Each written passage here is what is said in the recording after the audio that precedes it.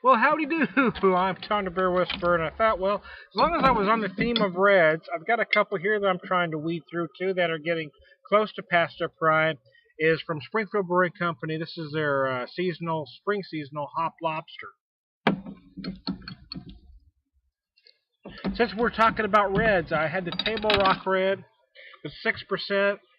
I had, while I was talking about that one, I was actually drinking Grand Teton's Pursuit of Hoppiness, which is 8.5%. I don't know what the stats are on this one. I really don't. It's probably not much more than 5, to be honest with you. It's more of a session version of the style, but it's very tasty. It's got a great color, as you can see. And I'm using my new IPA glass. I'm so excited. Uh, so I'm kind of wanting to look for flavors here to kind of compare the three.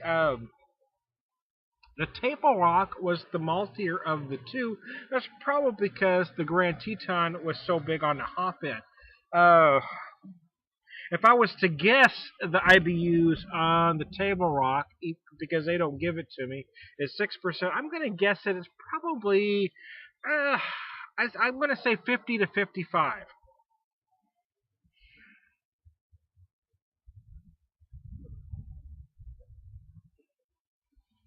Oh, our yard had been neglected because, well, we hadn't been home for so long, and our mower went belly up on us.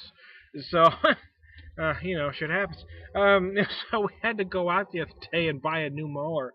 And actually, I probably should have been out there mowing, but since my wife actually likes to mow, and since she's always gets to play with the new toys first, she mowed the yard here. So, uh,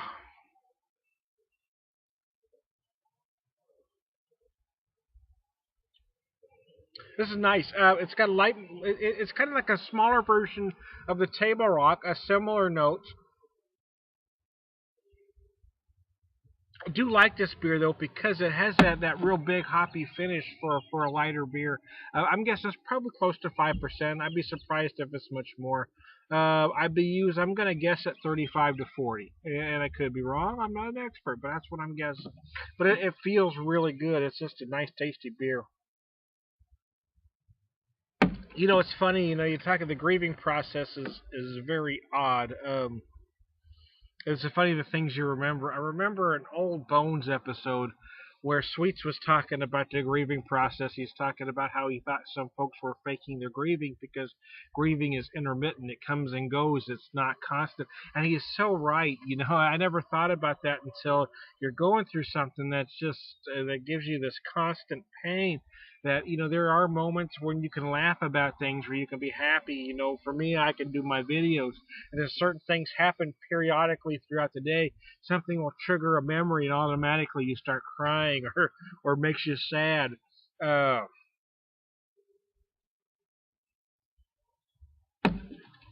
we actually got it the other day, but my wife just opened them today. Where uh, before we lost Seamus, I'm trying to do this without crying. Before we lost Seamus, they did some hand molds, so we have some we had a painting of they did it was some painting on some canvas, but we also got the hand molds in clay. Oh God, I'm gonna start crying again. And it's kind of one of those things that makes you happy and sad at the same time because you're happy because you have them, but it's sad because you have to have them. It's kind of a double-edged sword. We just miss him so much. It's just a constant pain that just does not go away. Oh Lord have mercy. Uh, but there are times that I can do these videos or do other things that bring me pleasure. I'm starting to get where I can get pleasure by remembering. You know, uh, for the first couple weeks, every memory just brought me pain and brought me tears. Now, so I'll be in there cooking, and because him and I used to do a lot of cooking together, or he was my taster. So he used to tell me what I need to add or subtract, and whatever it was, and so I go in there and cook, and I get sad, but now I'm trying to get to where I can go in and I start cooking, and I think of what he would say to me. What would Seamus say at this moment? So. You know, uh, I don't even know where to go from here now. Oh, Lord have mercy. Sometimes I just get overwhelmed and I just don't know what to do. Oh. But it's nice to have those mementos, I guess. I think those things mean more to women than men. The physical things like that. I think I hang on more to the actual memories. Things the physical things really make me cry for some reason. If I can see it, the hand molds, the paint, the handprints really make me cry. They do, but they bring my wife some pleasure. She feels good that she can touch him. Men and women kind of process things differently.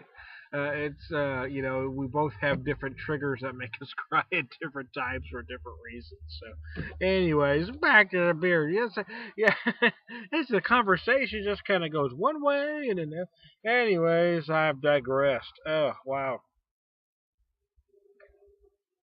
I appreciate the friends that have stuck with me through my happy times and my morose times.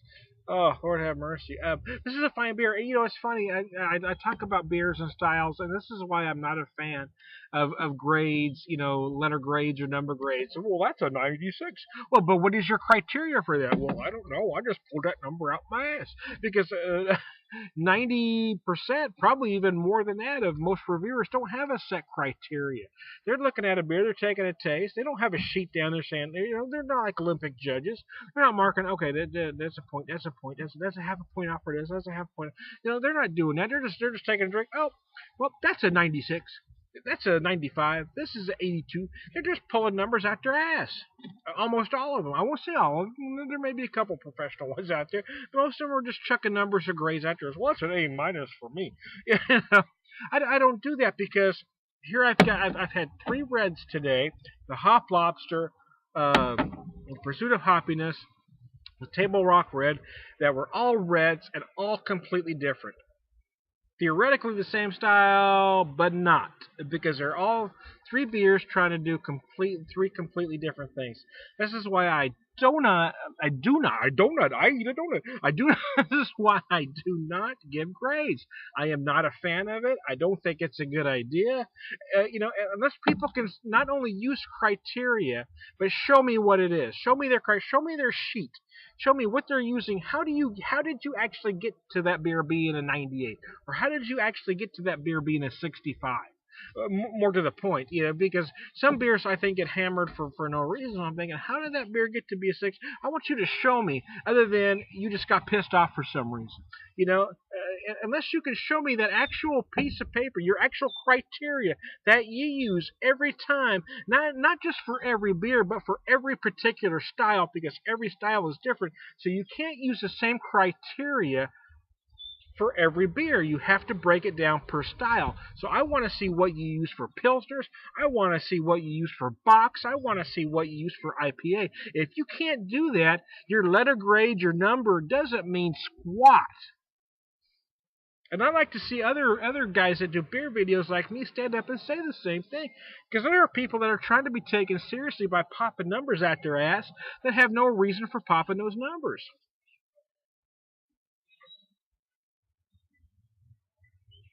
Oh.